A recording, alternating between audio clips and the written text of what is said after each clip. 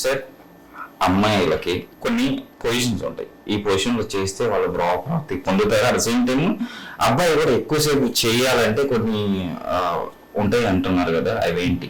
ఇవి ఏంటంటే కొన్ని భంగిమలు ఉంటాయి, పొజిషన్స్.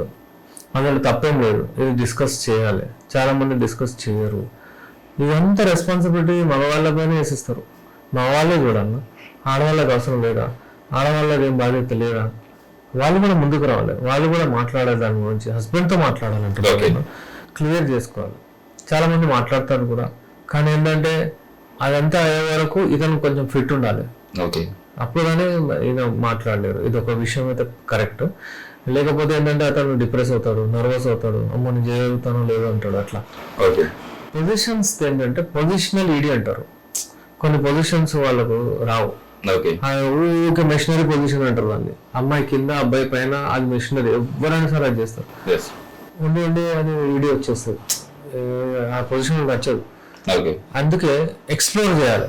ఏదో పొజిషన్ చేస్తూ ఉంటే అతనికి ఐడియా వచ్చేస్తుంది, ఆ పొజిషన్ నచ్చుతుంది అతని బాడీకి.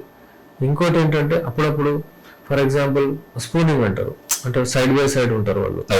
ఇది చాలా మందికి నచ్చుతుంది, ఎందుకంటే వాళ్ళు ఐ కాంటాక్ట్ ఉండదు, ఏదో ఆలోచిస్తూ వాళ్ళ గురించి. అప్పుడు అంటే టచ్ గ్రిప్ ఏదైతే ఉంటుందో బ్రెస్ట్ దగ్గర పెట్టుకోవడం అనేది వాళ్ళకి నచ్చుతుంది. దానివల్ల స్ట్రోక్స్ పెడితే ఎక్కువ టైం కూడా పోతుంది. దీంతో శీఘ్రస్ఖలనం కూడా ట్రీట్ చేయొచ్చు, అంగస్తంభన ప్రాబ్లం కూడా ఉంటే అది కూడా పోతుంది. అలాగే చాలా మందికి ఏంటంటే అమ్మాయి పైన ఉంటే అమ్మాయికి తృప్తి వస్తుంది, ఇతనికి కూడా వస్తుంది, ఐ కాంటాక్ట్ కూడా ఉంటుంది, వాళ్ళకి అది నచ్చుతుంది. కొంతమందికి అది నచ్చుతుంది, కొంతమందికి రివర్స్, అటు వెనకాల ఫేస్ చేసి అట్లా ఉంటుంది. ఇలాంటి కొన్ని పొజిషన్స్ ఉన్నాయి. కొంతమందికి డాగ్ స్టైల్ అంటారు, అది వాళ్ళకి నచ్చుతుంది. వాళ్ళకి డీప్ పెనిట్రేషన్ అవుతుంది, అక్కడ హిట్ అవుతుంది. జీ స్పాట్ ఏదైతే ఉంటారో అక్కడ హిట్ అవుతుంది. అల్టిమేట్లీ సైజ్ ఏం డిపెండ్ చేయదు, ఏంటంటే కొంచెం లావ్ ఉండాలి. ఇంకేంటంటే డెప్త్ లో పోయిన తర్వాత టచ్ అవ్వాలి అక్కడ. ఆ జీ స్పాట్ కానివ్వండి, లేకపోతే క్లటోరిస్ కానివ్వండి, మంచిగా రబ్ అవ్వాలి. ఇది ఆ డాగ్ స్టైల్లో వస్తుంది. అయితే చాలా మంది అది ప్రిఫర్ చేస్తారు.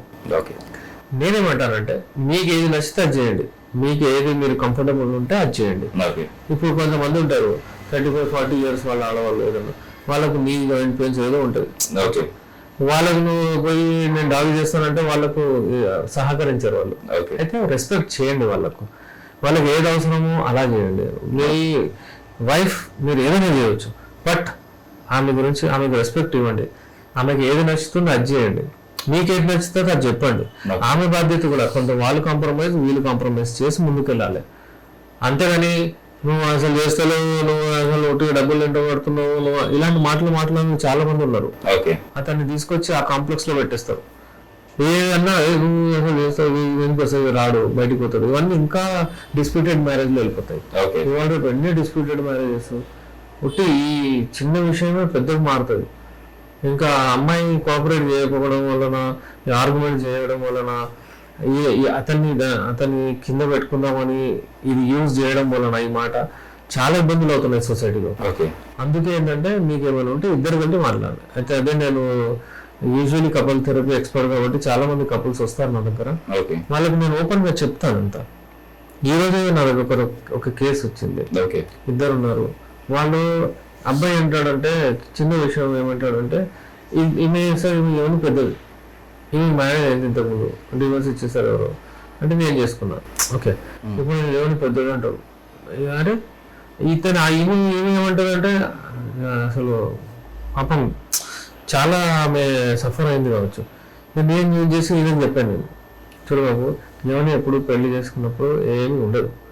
ఆమె ఉండేది ఒక 1 month 2 months ఏదో ఉండరంటే ఆమె భర్త పోయాడు ఏదో ఉండి. అయితే ఇతను చేసుకున్నాడు. ఇప్పుడు చేసుకుంటే ప్రాబ్లం ఏం లేదు కదా, కానీ ఇతను ఊరికే చెప్తా ఉంటాడు.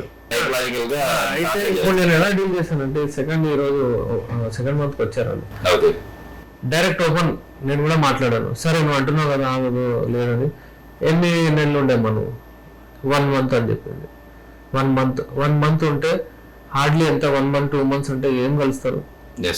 ఇంకా 5 years 10 years ఉన్నా కానీ ఆ యోని అట్లా వేయడానికి రాదు, ఏమి డైరెక్ట్ అవ్వదు, అది అట్లనే ఉంటుంది.